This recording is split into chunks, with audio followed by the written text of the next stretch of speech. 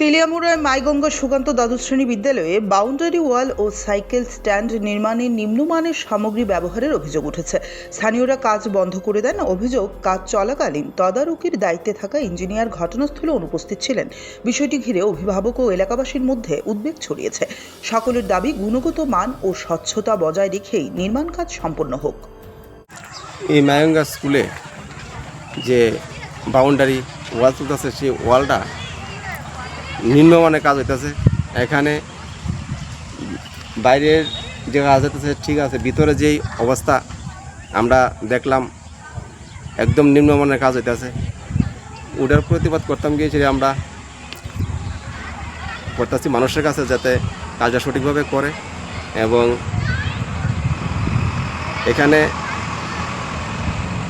কোনো বাধা টাধা নাই, কাজের সবই ঠিকঠাক আছে। এরা উদ্যোগী একটা মানুষের কাছে একটা অপপ্রচার শুরু করছে যে কাজ বন্ধ রাখছে। কে বা কারা এটা কী বলছে আবল তাবল, আসলে এরা কাজটা এখান থেকে নিম্নমানের কইরা এরা যাওয়ানোর বুদ্ধি করছে। এবং সেই কাজের জন্য আমাদের ত্রিপুরা রাজ্যের বড় বড় নেতারাও বলছে কাজ যাতে সুন্দরভাবে হয়, এবং প্রধানমন্ত্রী থেকে শুরু করে বলছে যাতে কাজ যাতে নিম্নমানের না হয়, সেটা যাতে সুন্দরভাবে হয় এবং জনগণের উন্নয়নের কাজে লাগে। সেই জন্যই আমরা এখানে উপস্থিত হয়েছি।